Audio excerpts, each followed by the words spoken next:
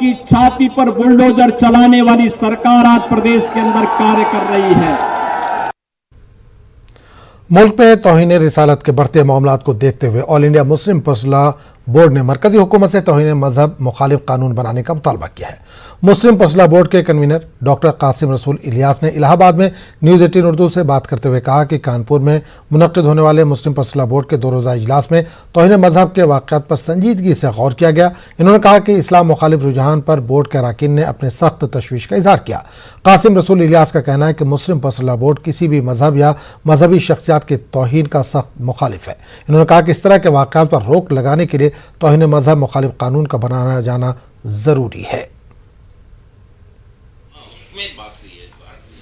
देखिए, मुस्लिम personal board ने पहली नंबर पे यही करारदाद मंजूर की है कि हिंदुस्तान एक मजहबी मुल्क है और यहाँ मजहबी शख्सियतों की जो अहमियत है वो बहुत मुसल्लम है, और चाहे किसी भी मज़हब की शख्सियतें हों सब उसका आदर सम्मान करते हैं।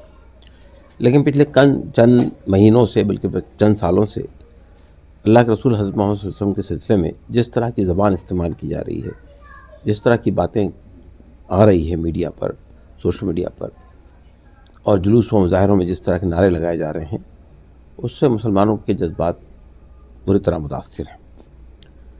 और मुसलमान, हमने एक साफ तौर पे कहा कि मुसलमान जो है वो अल्लाह के रसूल हज़रत मोहम्मद सल्लल्लाहु अलैहि वसल्लम, उनके बारे में आम तौर पर मुख्तलिफ़ मज़ाहिब के लोग बहुत ही इज़्ज़त और एहतराम से उनका नाम लेते रहे, चाहे हिंदू हो, सिख हो, ईसाई हो। लेकिन अब जिस तरह का माहौल आ रहा है वो इंतहाई तकलीफ़दा है।